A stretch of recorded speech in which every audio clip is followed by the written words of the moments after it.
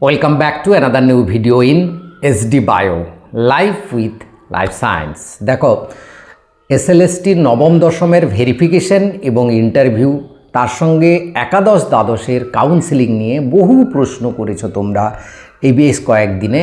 আজকে এই সমস্ত প্রশ্নের উত্তর দেওয়ার চেষ্টা করব। অনেকে আবার মনে আক্ষেপ রেখেছো যে স্যার উত্তর দিচ্ছেন না, কারণ এতগুলো কমেন্টসের উত্তর দেওয়া সম্ভব নয়। তাই ভিডিওর মাধ্যমে সবাই আজকে উত্তর পাবে, বিশেষ করে নবম দশমের ভেরিফিকেশান নেক্সট সাবজেক্টগুলোর ক্ষেত্রে কবে হতে চলেছে, যে সাবজেক্টগুলোর ভেরিফিকেশান হয়ে গেল তার ইন্টারভিউ কবে শুরু হতে চলেছে, এবং ভেরিফিকেশানের সময় যে রেড মার্কিং দেওয়া হচ্ছে তাহলে কি সে ভেরিফিকেশান থেকে বাদ চলে যাচ্ছে, স্কুল সার্ভিস কমিশন এ সম্পর্কে কি জানাচ্ছে, এবং ওয়েটিং লিস্টরা যারা ইন্টারভিউর প্রিপারেশান নেবে কতজন ওয়েটিং লিস্ট থেকে ইন্টারভিউতে ডাকা হতে পারে, একটা একাদশ দ্বাদশের একটি সাবজেক্টের ফার্স্ট ফেজ কাউন্সেলিংয়ের পর কতগুলো সিট ভ্যাকেন্সি থেকে গেল যার জন্য সেকেন্ড ফেজের ইন্টারভিউর জন্য ডাকা হবে ওয়েটিং লিস্ট থেকে, সেই হিসেবটা আজকে দেবো, যার ফলে তুমি নবম দশমের ক্ষেত্রে আন্দাজ লাগাতে পারবে যে এক একটি সাবজেক্টে কত মতো সিট ভ্যাকেন্সি থাকবে সেকেন্ড ফেজ ভেরিফিকেশানের জন্য বা সেকেন্ড ফেজ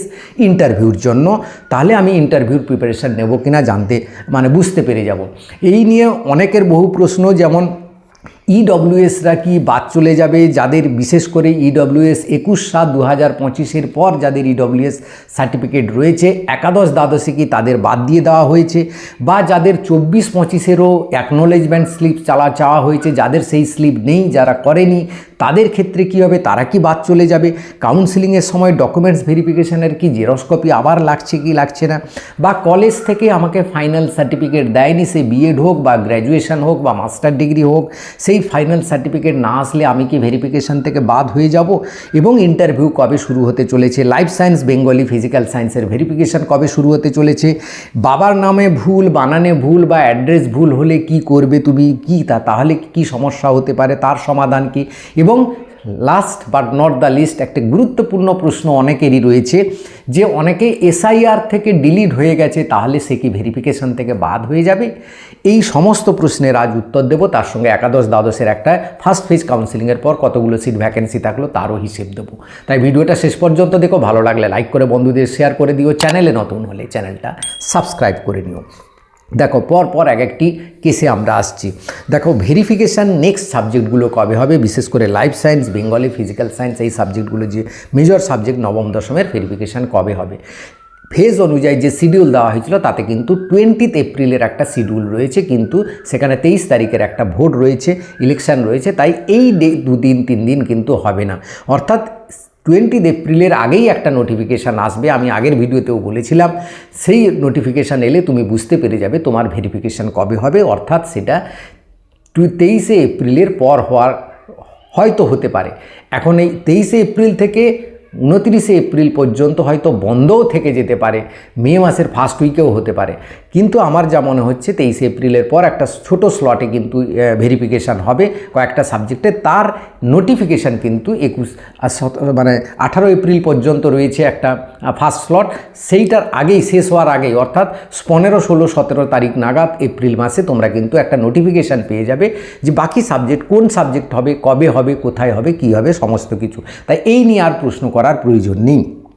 এবার প্রশ্ন অনেকের যে ইন্টারভিউ কবে শুরু হতে হবে।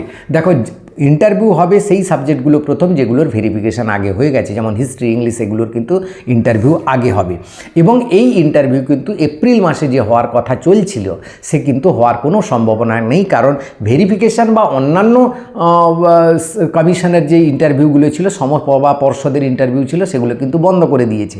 তাই ইন্টারভিউ কিন্তু এই সময় হবে না, কারণ ভোটে হয়তো নেয়নি স্কুল সার্ভিস কমিশনের যারা রয়েছেন তাদের হয়তো ভোটে নিযুক্ত করেনি, কিন্তু ইন্টারভিউর ক্ষেত্রে তো লাগবে কাদের না, কলেজের প্রফেসরদের লাগবে, টিচারদের লাগবে, সেখানে কিন্তু তারা কিন্তু ভোটের ইলেকশানের কাজে রয়েছেন বা যাতায়াতের জন্য ইলেকশানের জন্য সমস্যা রয়েছে, তাই ইলেকশানের আগে কিন্তু ইন্টারভিউ শুরু হচ্ছে না।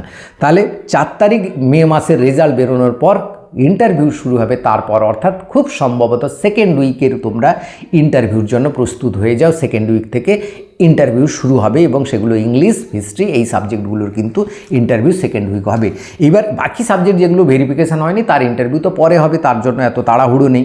এবার আরেকটি প্রশ্ন যে ভেরিফিকেশানের সময় অনেকের ক্ষেত্রে রেড মার্কিং দিয়ে দেওয়া হচ্ছে, যে সেখানে কি তাহলে তারা বাদ চলে যাচ্ছে? একদমই নয়। আমি এসএসসির অফিসে এই নিয়ে কথাও বলেছিলাম একজনের সঙ্গে, তিনি বললেন যে যেগুলো নিয়ে আমাদের কিছু কোয়ারিজ দরকার হয়েছে, যে এগুলোর এক্সট্রা কোয়ারিজ দরকার, তাকে রেড মার্কিং করা হচ্ছে, কারণ সেটা তার সুপিরিয়রের কাছে পাঠিয়ে দেওয়া হবে, সে তার খোঁজ খবর নিয়ে দেখবে বা সে সেটাকে ভেরিফাই করবে, কিন্তু সেটা কিন্তু ক্যান্সেল হয়ে যাবে না। ক্যান্সেল হয়ে গেলে তুমি কিন্তু বুঝতেই পেরে যাবে ভেরিফিকেশনের সময় তোমারটা ক্যান্সেল হতে যাচ্ছে, কারণ অনেকগুলো ডাউট, অনেকগুলো একটা অবস্ট্রাকশান এসে যাবে, তখন তুমি বুঝতে পারবে তোমার ক্যান্সেল হচ্ছে।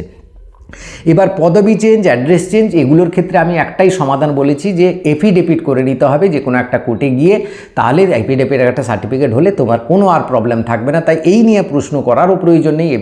তোমার যদি ডাউট থাকে একটা এফিডেভিট করে নাও বাবা, 500 টাকা খরচ হবে, আর তো কিছু নয়, একটা 2-3 ঘন্টার ব্যাপার। এবার ওয়েটিং লিস্ট বা ইডব্লিউএস নিয়ে অনেকের প্রশ্ন, যে ইডব্লিউএসের ক্ষেত্রে বিশেষ করে একাদশ দ্বাদশে কী করা হলো। 21/7/2025 পর যাদের ইডব্লিউএস সার্টিফিকেট আছে তাদেরকে অনেককেই বাদ দিয়ে দিয়েছে। এটা কিন্তু একদম জেনুইন খবর। এবার যাদের 24-25 অ্যাকনোলেজমেন্ট স্লিপ ছিল কিন্তু এখানেও অ্যাপ্লাই করেছিল, তার অ্যাকনোলেজমেন্ট স্লিপ রয়েছে কিন্তু সার্টিফিকেট পায়নি, তাদের কিন্তু বাদ দেওয়া হয়নি। অর্থাৎ তুমি যদি 21/7 আগে অ্যাপ্লাই করেছিলে কিন্তু সার্টিফিকেট পাওনি, তোমার অ্যাকনোলেজমেন্ট স্লিপ রয়েছে, তুমি কিন্তু বাদ যাবে না। নবম দশমের ক্ষেত্রে তো একদমই বাদ যাবে না, কারণ এই রেডির অপশানে এসেছিল পরের দিকে। এবার যাদের ক্ষেত্রে 21/7 পরে আছে, 21/7 পরে সার্টিফিকেট পেয়েছো, তারাও বাদ যাবে না, শুনে নাও, তারাও কিন্তু বাদ যাবে না। কেন না, তাদের 24-25 যদি অ্যাকনোলেজমেন্ট স্লিপ থাকে বা 24-25 যদি কোনো সার্টিফিকেটের কোনো কপি দেখাতে পারে, তাহলে বা রিসিভ কপি দেখাতে পারে, তাদের বাদ যাবে না। কেন না, তারা আর এর আগের বছরও ছিল, এটা ধরে নেওয়া আছে, এবছরও ছিল। এবার অনেকের প্রশ্ন করেছে যে আমার 24-25 তো ইডব্লিউএস সার্টিফিকেটও নেই, আমার অ্যাকনোলেজমেন্ট স্লিপও নেই, তাহলে আমি কি বাদ যাবে?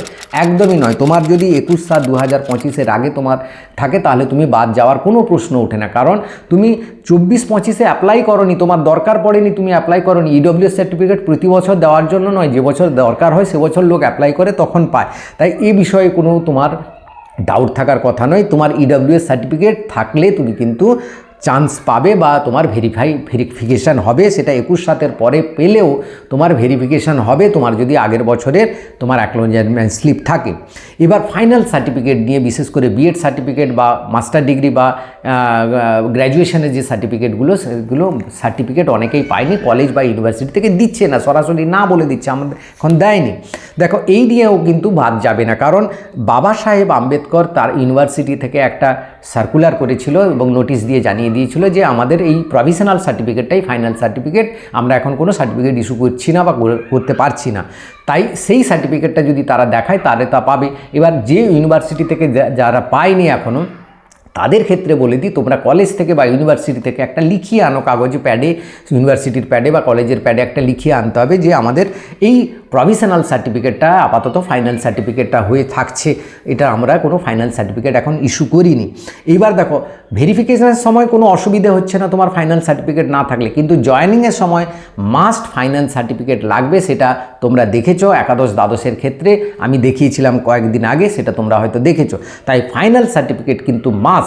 এবার যদি ইউনিভার্সিটি লিখে দেয়, তখন হয়তো এসএসসি সেটা কনসিডার করতে পারে। এবার এসএসসি কনসিডার করবে কিনা সেটা কিন্তু আমার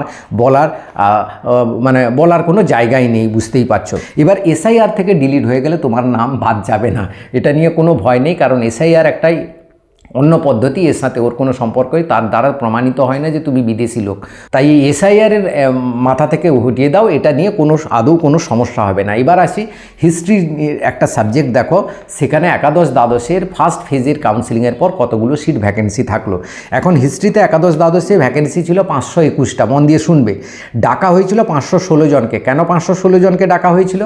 না, কিছু জনের ক্যাটাগরি ম্যাচ করেনি বা ক্যাটাগরির মধ্যে সেই ক্যান্ডিডেট পাওয়া যায়নি, হয়তো সেই জন্য 516 জনকে ডাকা হয়েছিল। এগুলো ইডব্লিউএস ফিজিক্যাল হ্যান্ডিক্যাপ্ট, ফিমেলের ফিজিক্যাল হ্যান্ডিক্যাপ্ট, এই সকল ক্যান্ডিডেট পাওয়া যায় না, তার ফলে এইরকম সমস্যা হয়।